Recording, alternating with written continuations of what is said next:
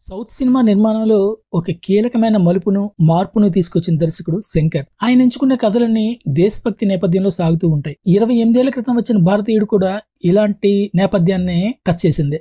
దేశంలో అణువణువున పాకిపోయిన అవినీతిని ఎత్తి చూపుతూ దానిపై పోరాటం చేసే వ్యక్తిగా కమల్ హాసన్ విభిన్నమైన పాత్రలో కనిపిస్తాడు. ఇందులో కమల్ తండ్రి కొడుకులుగా ద్విపాత్రాభినయం చేస్తే, ఆయన భార్య పాత్రలో సుకన్య ఒదిగిపోయింది. కూతురి పాత్రలో కస్తూరి నటిస్తే, మనీషా కొయిరాలా ఊర్మిళ గ్లామర్ సినిమాకి ప్రత్యేక ఆకర్షణగా నిలిచింది. ఈ సినిమా విడుదలైన ప్రతి చోట ఒక సంచలనం సృష్టించింది. ఈ సినిమాకి కమల్ హాసన్ మాత్రమే కాదు, ఏఆర్ రెహమాన్ కూడా ఒక హీరోగానే చెప్పుకోవచ్చు. అంతగా ఆ పాటలు పాపులర్ అయ్యాయి. మరి అవినీతికి అలవాటు పడితే కన్న కొడుకునైనా సరే కలుపు మొక్కలా పీకేయాల్సిందే అనే భారతీయుడి కాన్సెప్ట్ చివరి వరకు ప్రేక్షకులని కట్టిపడేస్తుంది. అలాంటి ఒక కాన్సెప్ట్ ని హ్యాండిల్ చేసిన తీరు విషయంలో శంకర్ ను అభినందించకుండా ఉండలేం. కానీ రీసెంట్ గా భారతీయుడు 2 కోసం థియేటర్లకు వెళ్లిన వారు మాత్రం ఇది శంకర్ సినిమానేనా అనే సందేహాల్ని వ్యక్తం చేస్తున్నారు. కథాపరంగా చూసుకుంటే భారతీయుడు ఏమిటి, విదేశాల్లో తలదాచుకోవడం ఏంటి అని అంటున్నారు. భారతీయుడి కాన్సెప్ట్ వలన నష్టపోయిన వారు ఎవరైనా ఉంటే